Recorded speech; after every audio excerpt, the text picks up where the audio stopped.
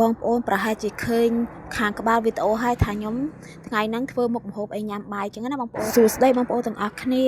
មុននឹងយើងចាប់ផ្ដើមធ្វើម្ហូបគឺមកលាងចានលាងឆ្នាំងសិនបងប្អូនសូមបញ្ជាក់ឲ្យហើយគឺមុខម្ហូបប្តីខ្ញុំគាត់អ្នកធ្វើបងប្អូនខ្ញុំអត់សូវប៉ិនធ្វើម្ហូបទេបងប្អូនធ្វើអត់ឆ្ងាញ់ប្តីខ្ញុំគាត់អត់ញ៉ាំអញ្ចឹងប្តីខ្ញុំគាត់ធ្វើខ្លួនឯងគាត់ញ៉ាំខ្លួនឯងខ្ញុំអត់សូវចេះរើសទេស្អីក៏ខ្ញុំញ៉ាំដែរហើយឥឡូវគឺបាយកកយើងនៅសល់ច្រើនក៏ខ្ញុំយកមកចាក់ឲ្យមន់ស៊ីចឹងណាបងប្អូនហើយមន់ស្អាតហើយមន់ខ្ញុំចាំបាន6 7ដែរបងប្អូនអើយចាំឲ្យពងឲ្យអីចឹងណាគ្រាន់យើងចាំតិចតិចទៅច្រើនចឹងណាបងប្អូនយើងអត់មានលុយទិញដាក់ថែមចឹងណាបងប្អូនស្មូល2មេ4ណាបងប្អូនបន្ទាប់ពីខ្ញុំចាក់បាយឲ្យមន់ស៊ីហើយក៏ខ្ញុំចេញមកវិញបងប្អូនមកលាងចានលាងឆ្នាំងខ្ញុំវិញហើយបងប្អូនអើយហើយនេះមុននឹងទៅលាងចានលាងឆ្នាំងមកថតទិដ្ឋភាពឲ្យបងប្អូនមើលសិនទិដ្ឋភាពស្អាតសាហាវបងប្អូនអើយហើយកន្លែងចិត្តត្រង់មាន់ហ្នឹងគឺខ្ញុំដាំបន្លែប្លុកដែរតែវាអត់ទាន់ធំទេបងប្អូនជំនឿធំខ្ញុំអាប់ដេតឲ្យបងប្អូនមើលទៀតចឹងណាបងប្អូនឥឡូវមុននឹងខ្ញុំដាក់សាប៊ូគឺខ្ញុំកលេងកាកបាយចេញសិនចឹងណាបងប្អូនចាហើយបន្ទាប់មកបាត់ខ្ញុំលាងសាប៊ូលាងអីចឹងទៅបងប្អូនអើយដើម្បីងាយស្រួលលាងចឹងណាបងប្អូនចានឆ្នាំងគឺអត់ច្រើនទេបងប្អូនអើយចានឆ្នាំងបន្តិចទេបងប្អូនតែចប់ហ្នឹងគឺមួយថ្ងៃឯងបងប្អូនហើយពេលហ្នឹងគឺប្តីខ្ញុំអត់ទាន់មកពីធ្វើការទេបងប្អូនអើយឥឡូវគឺខ្ញុំចាប់ផ្ដើមលាងចានទុកមុនអីចឹងណាបងប្អូនដាំបាយដាំអីទុកមុនចឹងទៅបងប្អូនអើយហើយឥឡូវហ្នឹងគឺខ្ញុំដងទឹកដងអីយើងមកចាក់នឹងកធុនមកបងប្អូនដើម្បីយើងបានលាងដាក់សាប៊ូដាក់អីលាងបានសម្រះវាឲ្យស្អាតចឹងណាបងប្អូនហើយមួយទៀតបងប្អូនបើសិនជាខ្ញុំថតទៅមានកោះខុសឆ្គងឡើយណាគឺឬក៏ខ្ញុំនិយាយទៅមិនច្បាស់មិនត្រូវកន្លែងណាគឺអធិស្ឋានផងបងប្អូនព្រោះអីខ្ញុំលើកទី1ឯងថតដាក់ក្នុងYouTube ណាបងប្អូនហើយថតដាក់ YouTube ណាខ្ញុំអត់សូវប៉ិនថតអីដែរហ្នឹងណាបងប្អូនអើយខ្ញុំតាមធម្មតាគឺខ្ញុំទៅដាក់លៀងខាងតុកទូចបងប្អូនអើយតែដល់ពេលហើយវាក្តៅបងប្អូននៅក្នុងទូរស័ព្ទចឹងឃើញអត់ក្តៅណាបងប្អូនតែជាក់ស្ដែងបងប្អូនមិនក្តៅសាហាវបងប្អូនអើយអញ្ចឹងហើយមកខាងកន្លែងខ្ញុំឈោកំពុងតែឈោលាងចានហ្នឹងគឺវាមានដើមខ្នោអញ្ចឹងហើយរៀងមកលុបតំណឹងបន្តិចបងប្អូនអញ្ចឹងហើយក៏ខ្ញុំមកឈោតំណឹងវិញអញ្ចឹងណាបងប្អូនស្លាត់ទៅស្លាត់មករហូតបងប្អូនអើយកន្លែងណាតិចគឺទៅកន្លែងហ្នឹងហើយបងប្អូនលាងចាននេះអត់មានថិតថេរតែនៅកន្លែងណាទេបងប្អូនកវល់តែកន្លែងហ្នឹងបងប្អូនលាងចានបដើរត់មកមើលកូនបដើបងប្អូនអើយអត់មានបានថាយើងលាងឲ្យលាងឲ្យជាប់ឲ្យហើយណាបងប្អូនរត់លាងចានបដើរត់ទៅយល់កូនបដើអញ្ចឹងណាបងប្អូនចាខ្លាចគាត់ភ្ញាក់បងប្អូនតែភ្ញាក់ហើយគឺខ្ញុំធ្វើអីអត់កើតទេព្រោះអីខ្ញុំថតអត់កើតគាត់យកទូរស័ព្ទទៅមើលTikTokកតាគាត់បងប្អូនអញ្ចឹងហើយក៏ខ្ញុំទៅយល់គាត់ដើម្បីឲ្យគាត់គេងបានយូរអញ្ចឹងណាបងប្អូនដល់ពេលមកចន្ទុះក្រោយបងប្អូនណាខ្ញុំអត់បានទៅយល់គាត់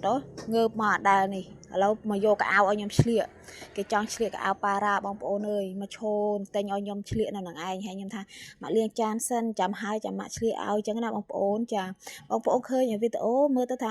មកផ្លេតកាប់ទៅវាជាក់ស្ដែងគឺខ្ញុំថតយូរខ្លាំងមែនទេបងប្អូននេះខ្ញុំកាត់ចោលខ្លះហើយខ្ញុំថាសាអញ្ចឹងណាបងប្អូនហើយឥឡូវកូនខ្ញុំគេស្ដាប់គ្នាដឹងរឿងឥឡូវគេទៅវិញបងប្អូនអើយតើខ្ញុំលាងចានហើយអញ្ចឹងណាបងប្អូនមិនបានឆ្លៀកឲ្យគាត់អញ្ចឹងណាងូតទឹកងូតអីឆ្លៀកឲ្យគាត់ទៅបងប្អូនអើយស្រឡាញ់ខ្លាំងតែកៅអៅណាស្រឡាញ់ខ្លាំងដឹងតាយកមកឲ្យយើងឆ្លៀកឲ្យបងប្អូនហើយឆ្នាំងបាយនេះឆ្នាំងភ្លើងទេបងប្អូនក៏ប៉ុន្តែដល់ពេលខ្ញុំប្រើឆ្នាំងភ្លើងវាចុះភ្លើងច្រើនពេកអញ្ចឹងហើយខ្ញុំដាក់ហ្គាសដល់ពេលអាហ្គាសហ្នឹងអាហ្គាសអន់បងប្អូនអញ្ចឹងហើយដល់ពេលយើងដាក់ដាំទៅគូតឆ្នាំងឡើងខ្មៅដូចយើងដាំអុសអញ្ចឹងណាបងប្អូនតើយើងដោះវារាល់ថ្ងៃបងប្អូនអើយដាំរាល់ថ្ងៃដោះគូតរាល់ថ្ងៃបងអញ្ចឹងទេខ្មៅក្រាក់នៅនឹងតែម្ដងឥឡូវប្តីខ្ញុំបានមកហើយបងប្អូនគាត់ទៅទិញម្ហូបទិញអីមកហើយបងប្អូនគេទៅទិញទៀបមកជាហៀងមកធ្វើបងប្អូនហើយនេះឥឡូវគេពងធ្វើពងអីបងប្អូនគេកាប់ហើយគេលាងហើយគេចូលមកធ្វើហើយបងប្អូនអើយគេឃ្លានឆាទាយើងថាឃ្លានដល់ឆាទាហ្នឹងហើយគេមុនថាឆា7ដល់ពេលហើយចន្លែឆាស្លឹកគ្រៃជាមួយម្រះប្រុសទៅឯណានេះឆ្កុយបងប្អូនអើយខុសគោលដៅអស់លេងឥឡូវគេចាប់ដើមដាក់ខ្ទះហើយក៏គេដាក់សាច់ចូលអញ្ចឹងណាបងប្អូនចាហើយក៏គេដាក់ស្លឹកក្រូចស្លឹកគ្រៃតែស្លឹកគ្រៃតើអត់បានដាក់គេដាក់ស្លឹកក្រូចទេបងប្អូនចាគេអត់បានហាន់ទេបងប្អូនអើយហើយតែនេះក៏កូវាកុំឲ្យវាខ្លោចទេបងប្អូនចាយើងកូឲ្យអស់ទឹកប្រៃបន្តិចទៅបងប្អូនអើយហើយបើយើងតាមធម្មតាបើយើងចង់ឲ្យនេះស្លឹកគ្រៃនេះបងប្អូនស្លឹកគ្រៃនេះស្រួយឆ្ងាញ់យើងដាក់ឆាស្លឹកគ្រៃមុនណាបងប្អូនតែប្តីខ្ញុំគាត់អត់ទេគាត់ដាក់តាមក្រោយចឹងហ៎បងប្អូនក៏គ្រាន់តែដាក់ឲ្យ កាត់ឆ្អាបទេបើថាឲ្យស្រួយហើយយកកុលក្រែហ្នឹងយកមកញ៉ាំយកមកអីគឺអត់ទេបងប្អូនអើយគាត់ដាក់ទៅកាត់ឆ្អាបទៅកាត់អីចឹងទៅណាបងប្អូនចាកុំឲ្យវាឆ្អាបចឹងណាសាច់ទាដឹងស្រាប់តែគ្រឿងអត់ដល់គឺដេញតែស្អាតហើយបងប្អូនចាឥឡូវនេះគឺខ្ញុំមកជួយបេះម្រះប្រៅចឹងណាបងប្អូនហើយម្រះប្រៅគឺខ្ញុំដាក់ទាំងអស់តែម្ដងបងប្អូនដើម្បីឲ្យវាឈ្ងុយឲ្យវាកាត់ឆ្អាបទៀតចឹងណាបងប្អូនបន្ទាប់ពីខ្ញុំបេះម្រះប្រៅហើយក៏ខ្ញុំយកមកលាងចឹងណាបងប្អូនហើយប្តីខ្ញុំគេនៅខាងក្នុងគេពងឆាព្រោះអីចិត្តឆ្អិនអីបងប្អូនអូភ្លក់បាត់ហើយបងប្អូនខ្ញុំលាងម្រះប្រៅហើយដើមមកគេភ្លក់ល្មមបងប្អូននេះចិត្តឆ្អិនដែរបងប្អូននេះហើយពេលហ្នឹងប្តីខ្ញុំគេដួសមកដុំមកឲ្យខ្ញុំភ្លក់ចឹងណាបងប្អូនថាឆ្ងាញ់អត់ខ្ញុំថាពងថតចឹងខ្ជិលភ្លក់ពិបាកញ៉ាំចាំថតហើយចាំញ៉ាំតែម្ដងដល់ពេលចឹងទៅបងប្អូនហើយធ្វើឲ្យអីហើយដាក់ម្រះប្រៅឲ្យអីហើយបងប្អូនឲ្យយល់ថាឆ្ងាញ់សាហាវតែវារៀងស្វិតដឹងស្រាប់ហើយបងប្អូន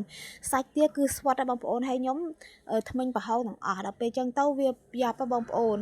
ញ៉ាំទៅចូលតែថ្មិញឥឡូវប្តីខ្ញុំគេបានដាក់ម្រះប្រៅហើយឥឡូវគេបានញ៉ាំហើយបងប្អូននេះអូគេញ៉ាំមុនគេតែម្ដងបងប្អូនខ្ញុំមកឡាយថតបងប្អូនឆ្ងាញ់ហើយបងប្អូនមុខម្ហូបគេចូលចិត្តបងប្អូនចឹងហើយគាត់អាឆាហើយឆ្អិនពុបគេដួសបាយគេដួសម្ហូបយកមកហូបតែម្ដងហើយទៅមកវាធ្វើការហត់ដែរបងប្អូនគាត់មកវាធ្វើការពុបគឺគេទៅផ្សារហើយគេទៅទិញសាច់ទាហ្នឹងគេមកធ្វើពុបប៉ាប់តែម្ដងបងប្អូនអត់ទៅមកងូតទឹកងូតអីទេដល់ពេលធ្វើស្អិនហើយគេដួសបាយដួសម្ហូបពីមក